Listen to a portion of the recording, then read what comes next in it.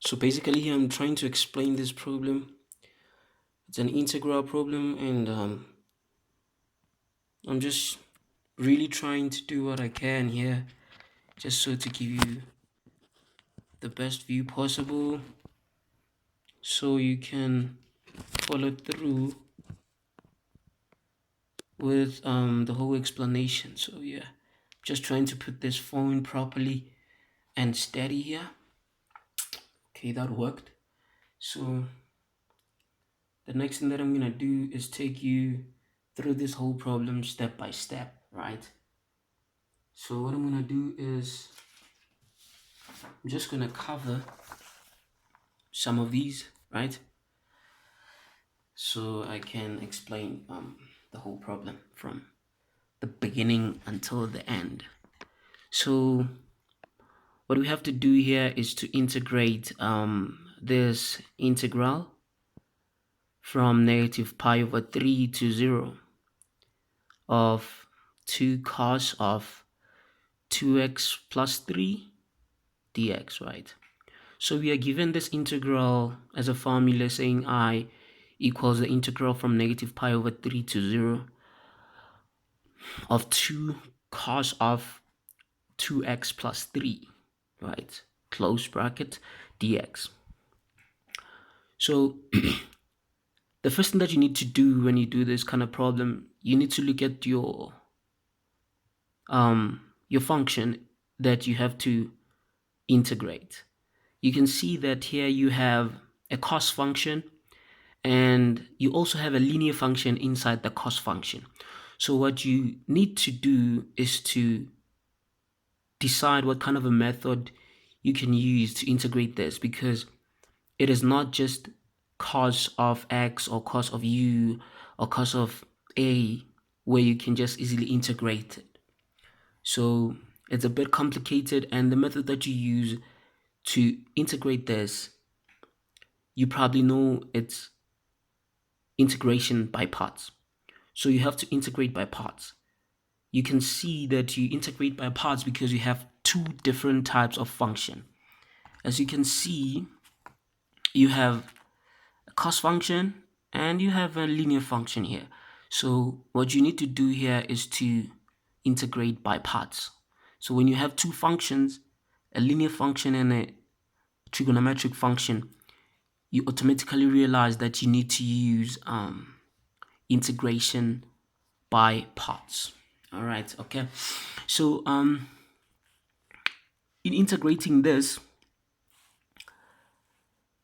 the first thing that you do is you let this function inside the brackets here to be u, because that's what you do when you do U-substitution. So you let this function to be u, this entire function to be u, this linear function to be u. So you say u equals 2x plus 3, and then what you do next, you differentiate this function u equals 2x plus 3 in terms of x, right? So that's what you do. And integrating it, you have du over dx. So integrating u in terms of x equals, you differentiate it, right? Yes. So when you differentiate it, that, start with that 2x. So now you're going to have 2 multiplied by, that. I'm just trying to explain each and every single part here, so bear with me. For some people, they might not understand this, so that's why I made it really, really simple so everybody can understand. So you'll have 2, remember you have 1 there, so you'll have 2 into x raised to 1 minus 1, and you differentiate that. When you differentiate a constant, you need to remember that it's always equal to 0, right? Okay, so and then now du over dx, when you simplify that, it's going to give you 2 into x raised to 0, because 1 minus 1 is 0, and then you have 0 there, it's gone. So you have 2 into, and x raised to 0 is 1, because anything raised to 0 is 1. And then this is equal to just 2. You end up with 2, right? Okay. Now, the next thing that you need to do here is to now make dx the subject of the formula, because now you have du over dx equal to 2, right? So what you do now, you want to make this dx, right? Oh, you can't see, sorry. I thought you could see, sorry, you can't see. Okay, sorry. So you need to make this dx the subject of the formula, because you have du over dx equal to, right? So now making it the subject of the formula, it's easy, because the way I do it, and it's the easiest way to do it, when you have a fraction here and want to make this one the subject of the formula, the easiest way to do this is to just take this one here and put it there, and take this one and put it there. Easy, because now you will have dx equal to du divided by 2 right there. I just put it as now dx equal to 1 over 2 multiplied by du, right? Okay, I hope you together. So the next thing that you need to do here, what we're gonna do next is we are gonna take this dx, right, and substitute it back into our original dx there, as well as substituting our u into that linear function right there. Okay, now let's continue and do this. So sorry, bear with me here, because it's really hard to maneuver through this whole thing that I have here. Right, okay, so that's what we do now. We'll have I equals to, you still have the boundaries there from negative pi over 3 to 0 of 2 cos of, now we have substituted this with the u, we have substituted into our function. So now we have 2 cos u multiplied by half du. Half du is our dx, so we remove dx and put half du, right? Okay, so that now that's equal to, it's now equal to the integral from negative pi over 3 to 0 of cos u du. How? Because our 2 cancels our 2. 2 divided by 2 is 1. So we're just left with cos u multiplied by du. And then now we can see that we can easily integrate this cos u. We know that when we integrate it, we get what? We get sine u. How do we get sine u? We know that when you differentiate, right? When you differentiate cos u or cos x, what do you get? You get negative sine x or sine u, right? However, when you differentiate sine u or sine x, what do you get? You get positive cos u or cos x, right? But now when you are integrating, it's the reverse. That's why when now you're integrating this, when integrating cos u, we don't get negative, but we get positive sine u. So if we had to integrate sine u, what would we get? We would get negative cos u, right? Okay, so you don't forget your boundaries there. So we have the integral becomes now sine u. Don't forget the boundaries from negative pi over 3 to 0. Remember that when you integrate, you are supposed to have plus c there, right?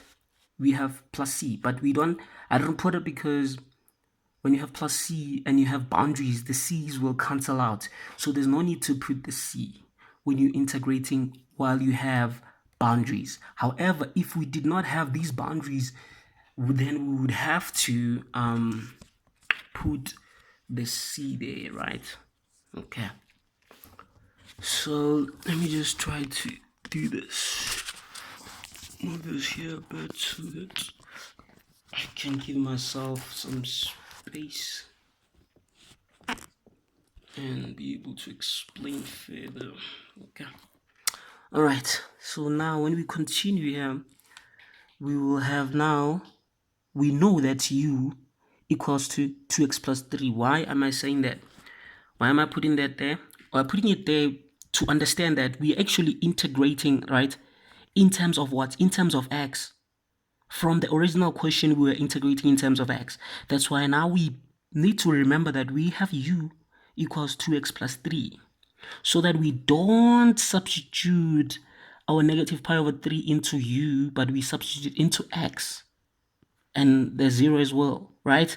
So you need to make sure that you don't make the mistake of substituting your boundaries inside u, but substituting them into x. So what do you have to do now?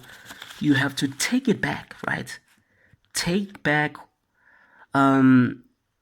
your linear function into u, right? So your integral will now be equal to the sine of, remember we had u there, so now we'll have the sine of 2x plus 3, because that's u, right?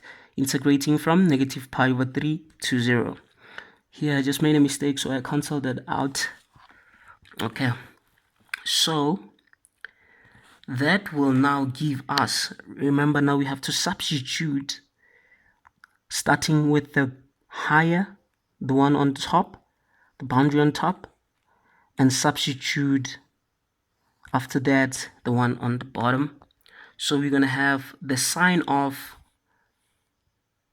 2 into 0 plus 3 minus the sine of 2 into negative pi over 3 plus 3. That's what we have here. So we have sine of 2 into 0 plus 3 minus, I put brackets here because I just didn't want to confuse you here. So minus sine of 2 into now negative pi over 3 plus 3. Okay, hope you're following there. All right, so let's continue. So what do we have to do next? What we have to do next is to just simplify this thing. It's almost done. So we substitute, we just simplify it. You can see that 2 into 0 is just gonna be 0, right? So we are left with the 3 there. So we just have sine 3 minus, and then here 2 multiplied by negative pi over 3, what we're gonna have? Negative 2 pi over 3, and then plus 3, right?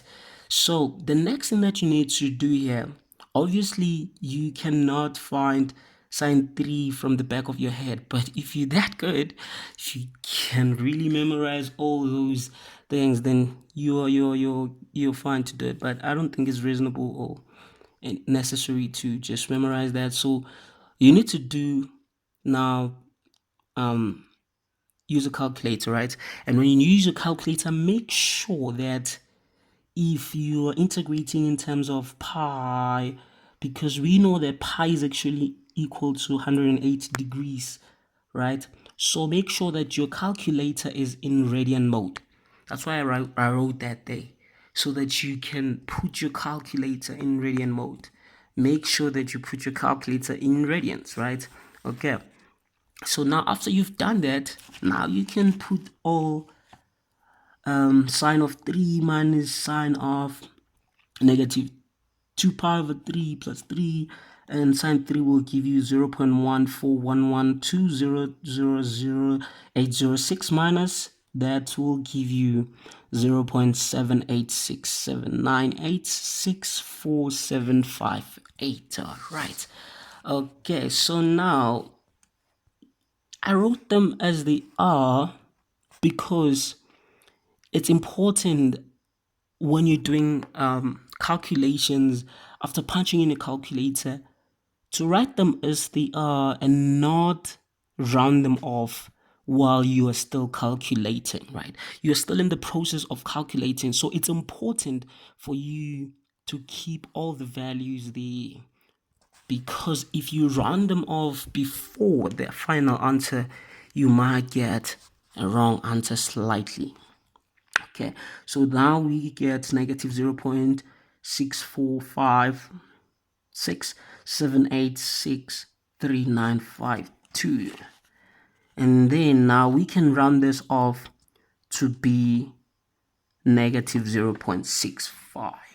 So this I rounded it off to 2 decimal places, but you need to make sure that you understand whether you are required to round it off to 2 decimal places, to 3 decimal places, to 4, or to 1 decimal place. So I just chose to round it off to 2 decimal places. Okay. So how we rounded it off, remember, when you round off, if the value that is after the one that you need to round to decimal places to, for example, I want to round this off to 2 decimal places, right? I know probably some people do understand this, but for those who don't understand, let me just take you through it, how you can actually round this off, how I came to negative 0.65. It's very easy, but it's very good to remember. So what you do, if you're rounding it off to 2 decimal places, you want to have 2 values after the comma. So you see the last value that you are rounding off to, which is now 4. And 4 is actually less than 5.